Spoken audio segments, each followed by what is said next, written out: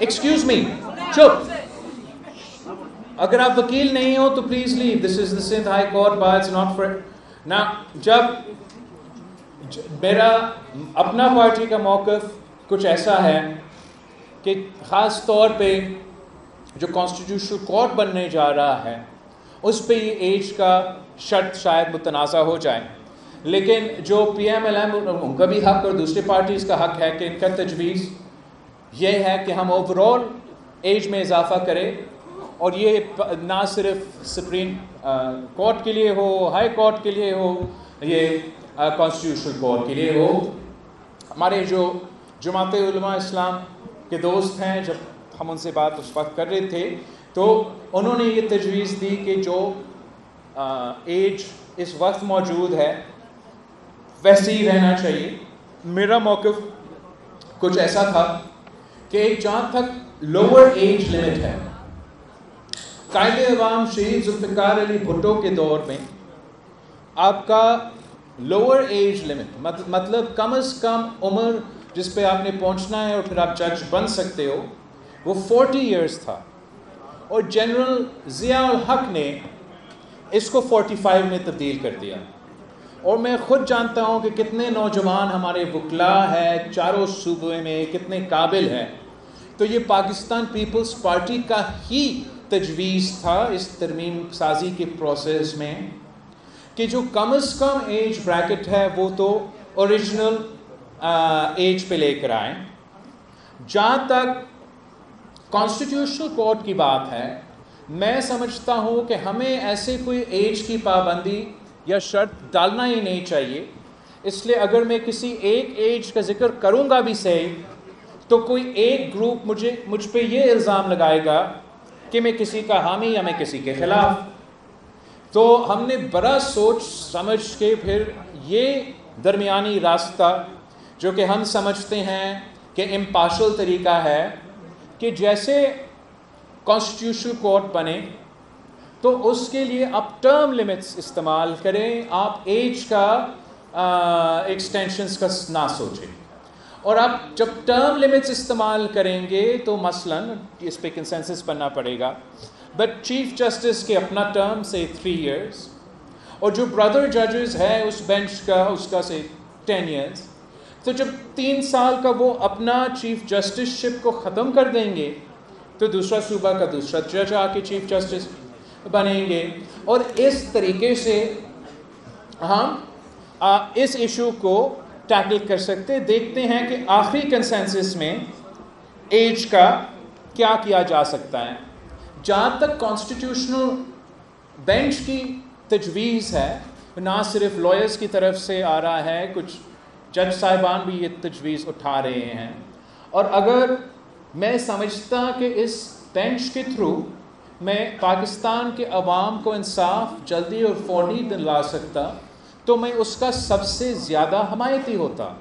مگر جیسے میں نے ابھی آپ کو بتایا کہ جو موجودہ بینچز ہیں، چاہے وہ ہمارا سندھ ہائی کورٹ کا ہو، چاہے وہ ہمارا لاہور ہائی کورٹ کا ہو، مختلف جوڈیشری سے، وہ پورا اپنا جو موجودہ اسٹرینتھ ہے اس کو نہیں مکمل کر سکتے ہیں. کہاں سے ٹائم ملے گا نیا بینچ کو، نیا کیسز، نیا سسٹم؟ جس فنڈامنٹل ریفارم اور اس طریقے سے اگر ہم نیا بینچ بھی بنا دیتے ہیں تو میں چاروں صوبوں کو کیسے ایکول ریپرزنٹیشن دلواؤں گا؟ میرا خیال میں ایک نیا بینچ ایک نیا کنفیوژن شروع کر دے گا. اور ہم نے جو آج کے حالات کے مطابق نہیں مگر جو ہم نے 2006 میں طے کیا اور جو میرا 2024 کے منشور تک کا حصہ ہے، ہم اس پروپوزل کو کانسٹیٹیوشنل کورٹس کی صورت میں آگے لے کے جائیں گے. جو آپ نے ایڈ ہاک ججز کی بات کی، یہ ایک اور ثبوت ہے کہ ہمارا جوڈیشل نظام ٹوٹا پھوٹا ہے. اب یہ مذاق دیکھے، آنریبل ججز نے پورا ججز کا اپوائنٹمنٹ کا اختیار اپنے پاس رکھ لیا اور وہ بھی کام نہیں کر سکتے. مطلب انہوں نے کہا کہ ہم نے ہی یہ کام کرنا ہے اور کرنا بھی نہیں. اب ہم نے بہت سی تماشے اس کی وجہ سے دیکھے. اگر یہ اپوائنٹمنٹ والا پروسیس متنازع ہوگا تو میرا خیال میں اس سے زیادہ تو متنازع نہیں ہوگا کہ ہمارا اپنا سندھ ہائی کورٹ کا سب سے سینئر جج یہاں بیٹھا رہا یاد ہے آپ کو نا, بیٹھا رہا اور کہا گیا کہ وہ اہل ہی نہیں ہے کہ وہ آئے سپریم کورٹ آف پاکستان سے اپنا ہی بریڈر ججز. تو جب وہ اپنا میرٹ, آپ ان کا میرٹ کا مطلب نکالیں. یہی وجہ ہے کہ مجھے چاہیے کانسٹیٹیوشنل کورٹ, مجھے چاہیے کانسٹیٹیوشنل کورٹ برابر کے اسٹرینتھ پہ, بس تاکہ مجھے یہ نہ سننا پڑے کہ کسی چیف جسٹس, کسی ہائی کورٹ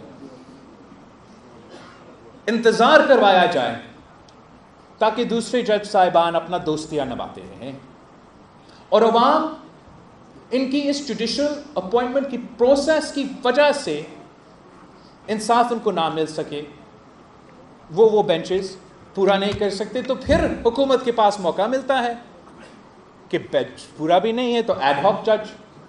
تو اگر ایڈ ہاک جج کا مسئلہ حل کرنا ہے تو پھر constitutional court, judicial reforms appointments کا پروسیس. جہاں تک 3 ججز کا آپ کہہ رہے ہو کہ ہو یا کچھ کہتے ہیں کہ نہیں, دیکھو ہم نے کسی کے لیے پرسن اسپیسیفک نہیں بنانا ہے. یہ بحث نے اٹھنا تھا جب بھی یہ کورٹ بنتا. اگر ہم 2013 میں افتخار چودھری اور ڈوگر صاحب کے درمیان یہ کورٹ بنا رہے ہوتے ہیں تو یہ الزام آتا. اگر افتخار چودھری اور کا ٹرم اور دوسرا جج کے ساتھ تو پھر یہ الزام آتا. ثاقب اور گلزار کے درمیان یہی الزام آتا. یہی اگر ہم بندیال اور عیسیٰ کے درمیان, اور افسوس کے ساتھ جو ان سب جج صاحبان میں سے, اور دونوں اپنے لیگل آؤٹ پٹ رکھتے ہیں لیکن جن کے کیریکٹرز پہ, جن کے پورا تاریخ پہ جو آپ اگر جائزہ لے اور باقیوں کا جائزہ لے وہ بھی آپ کے سامنے, جنہوں نے قائد عوام شہید ذوالفقار علی بھٹو کے کیس میں دونوں جج صاحبان نے ثابت کر دیا کہ وہ اہل ہے وہ بلیک روبز پہننے کا, اور ہمیں وہ فیصلہ سنا دیا. تو میرے لیے تو خوشی کی بات ہوگا کہ ان میں سے کوئی بنے, یا اگر یہ larger consensus who, but the point is that you can't make a law and a constitution for any specific person. میں اگر آئین اور قانون کسی ایک جج کے لیے بناؤں تو وہ ناانصافی ہوگا. تو میرا پورا کوشش یہ ہے, اور بالکل آپ صحیح کہہ رہے ہیں سیاست تو چل رہا ہے, لیکن میرا پورا کوشش یہ ہے کہ ہم ایسا آئین سازی کریں جو پرسن اسپیسیفک نہ ہو, کسی کا حق میں نہ ہو اور کسی کے خلاف میں نہ ہو. دوسرا جو آپ کویسچن ہے میں ادھر سے ہی لوں گا.